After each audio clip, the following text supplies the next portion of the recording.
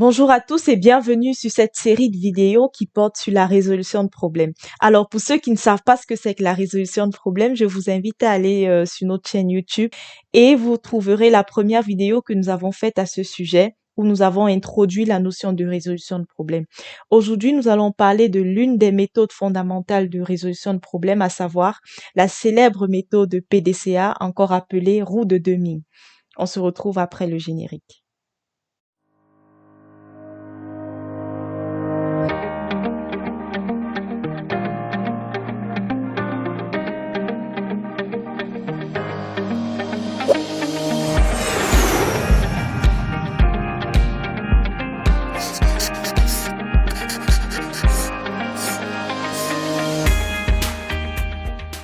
Avant de vous présenter le principe de cette célèbre méthode, j'ai jugé bon de rappeler brièvement son contexte historique. Le cycle PDCA fut créé dans les années 1930 par le physicien américain Dr. Walter Schwartz sous la dénomination du cycle de Schwartz. Mais il a fallu attendre 20 ans après sa création pour qu'elle soit appliquée de façon effective au sein des organisations. Malgré cela, cette méthode n'était pas toujours suffisamment répandue. Donc, le professeur William Edward Deming est celui qui a favorisé l'expansion de cette méthode, d'où le nom roue de Deming attribué à cette démarche. Maintenant que vous en savez un peu plus sur l'origine de cette méthode, vous vous demandez sans doute en quoi elle consiste. Il faut savoir que la méthode PDCA, c'est l'une des approches fondamentales qui façonnent la plupart des méthodes de résolution de problèmes, à savoir le 8D, la 3, la méthode DMAIC. Donc, c'est une méthode qui vise principalement l'amélioration continue des performances. C'est donc une démarche de progrès. Le cycle PDCA, Plan, Do, Check, Act, repose sur 4 grandes étapes successives. Comme vous pouvez le constater sur la figure qui apparaît sur votre écran, au niveau du stade, nous avons la première étape de la roue de Deming. Elle consiste à clarifier la situation afin de mieux la comprendre.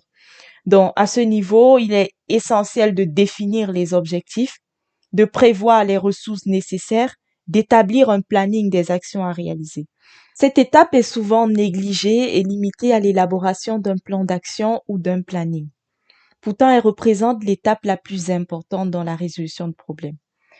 Vous conviendrez avec moi que si un problème n'est pas bien cerné, et si les ressources nécessaires à la résolution de ce problème ne sont pas déployées ou bien fournies, il sera difficile d'implémenter les actions efficaces.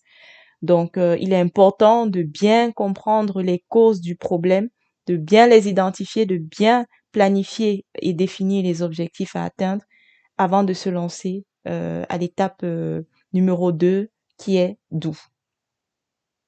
Donc, la deuxième étape permet de mettre en œuvre le plan en réalisant les actions qui ont été préalablement planifiées et en accompagnant, très, très, très important, les personnes concernées au changement. La troisième étape, c'est l'étape de vérification ou encore l'étape de l'étude. Donc, au travers des mesures, des potentiels écarts, des enregistrements, cette étape a pour but de vérifier que les résultats attendus ont été obtenus. C'est aussi l'occasion d'ajuster le cas échéant au travers des actions correctives jusqu'à ce que les objectifs définis soient atteints. Donc, initialement, cette phase consistait à vérifier que les actions planifiées avaient bien été réalisées, mais cela ne traduisait pas suffisamment la notion d'amélioration continue. Donc, c'est la raison pour laquelle, au fil des années, cette, euh, cette étape a été remplacée par le terme étude qui renvoie vraiment à étudier les résultats obtenus, notamment en les analysant, en essayant de comprendre les problèmes et en réagissant si besoin à travers des actions correctives.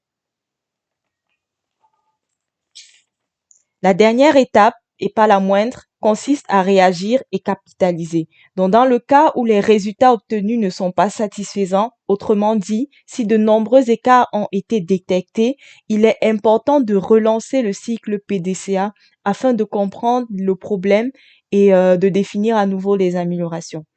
Donc, cependant, si les objectifs définis au niveau de l'étape plane sont atteints, il est essentiel de capitaliser les progrès en formalisant et standardisant le processus qui a permis de conduire à l'obtention de ces bons résultats. D'où la cale de progrès que vous pouvez remarquer là sous la roue en orange, intitulée cale de progrès. Donc, c'est important de conserver les acquis. Donc, il est primordial de mettre en place des dispositifs qui favorisent la transmission des savoir-faire et des connaissances telles que des formations, la documentation aussi, ou bien des compagnonnages. C'est un système qui est de plus en plus observé au sein des organisations. Nous sommes arrivés à la fin de cette vidéo. J'espère qu'elle vous a été utile. J'espère qu'à présent, vous êtes à mesure de comprendre les principes de la méthode PDCA. Donc, je vous invite à ne pas rater la prochaine vidéo qui sera très pratique où je vais vous présenter les outils qualité les plus utilisés lors du déploiement des méthodes de résolution de problèmes telles que la méthode PDCA. Donc, dans ces outils, vous verrez par exemple comment définir des plans d'action efficaces, comment identifier les causes racines d'un problème. Donc, je partagerai avec vous les outils qui sont en général associés au déploiement des méthodes de résolution de problèmes telles que la méthode des 5 pourquoi, le diagramme d'Ishikawa, encore appelé arête de poisson. Je vous présenterai les outils tels que le brainstorming, le QQOQCP. Donc ne ratez pas cette vidéo. Elle sera vraiment pratique parce qu'il y aura aussi des cas très concrets qui vont vous permettre de déployer de façon efficace les méthodes de résolution de problèmes au sein de vos organisations.